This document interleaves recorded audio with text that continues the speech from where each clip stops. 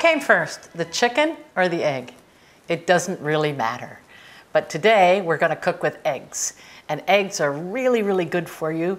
They are a wonderful source of protein and minerals. And the best thing is that most chickens have more eggs than they can use. So it's okay for us to pick them up and in the chicken coop and cook with them. Today I'm going to show you how to make a frittata with eggs and with anything that you have in your fridge or even in your cupboard, okay? What do I have in my cupboard? I have a bag of potato chips. I have a bag of potato chips. I have a can of pimento, little roasted peppers, and I have some green onions and 8 eggs. First, I'm going to break the eggs into a bowl. I'm going to break eight eggs into a bowl, and then I'm going to beat them with a fork. And into the eggs, I'm going to soak for 5 minutes 3 cups of thick cut potato chips. This is an adaptation of a traditional Spanish dish called tortilla español. And we think Ferran Andrea is a genius for thinking about doing it with potato chips instead of cooked potatoes. Okay, so I'm cracking 8 eggs into a bowl, beating them up with till you can't see yellow from white with a fork. A few grains of salt always helps to break down the eggs a little bit. And then I'm going to crush up my 3 cups of potato chips and let them soak in the beaten eggs for 5 minutes while I cut up my green onions and red peppers. If you have leftover feta cheese in your fridge, you could add that to it. If you have leftover olives, add that to it. Sausages, cooked sausage, cooked bacon, little bits of prosciutto or ham. So this is just something you want to do on a Sunday night when it's just you and your husband, you and your kids, you by yourself, making a little omelette, frittata, or tortilla español. So this is my soaking the potato chips, soaking in eggs for 5 minutes. What do you think of that? It's not hard to cook when you stick with Aunt Mary. Okay, now I'm going to cut my green onions. I've washed these. These are sometimes called scallions. I'm cutting off the rough edges like this, and I'm going to cut the green part and add them to my eggs. And now I'm going to add some roasted red peppers.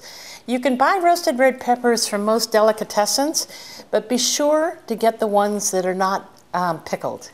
We don't want the flavor of vinegar in this egg dish. We just want roasted red peppers and olive oil.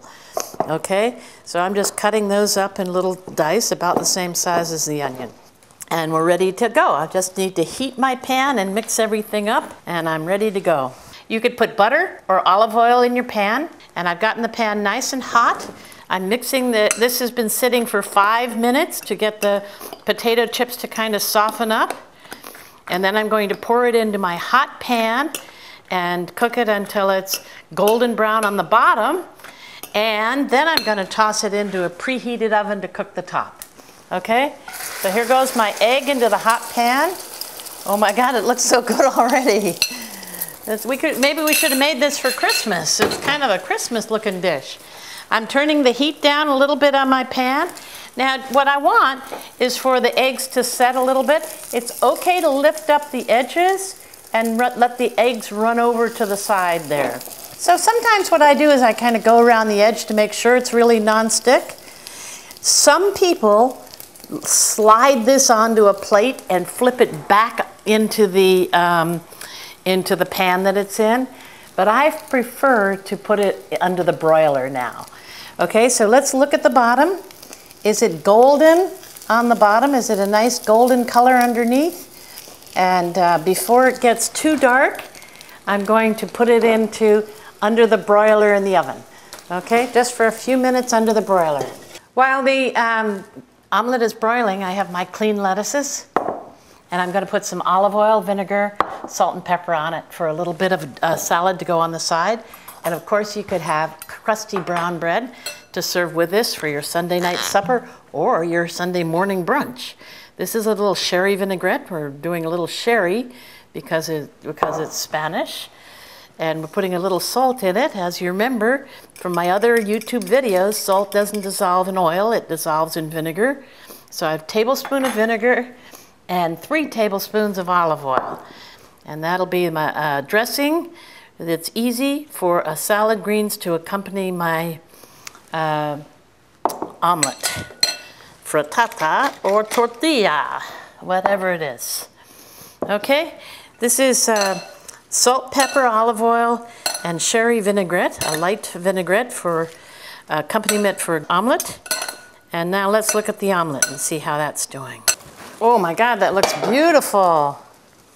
This is a frittata of potato chips with a little bit of roasted red peppers and green onions in it.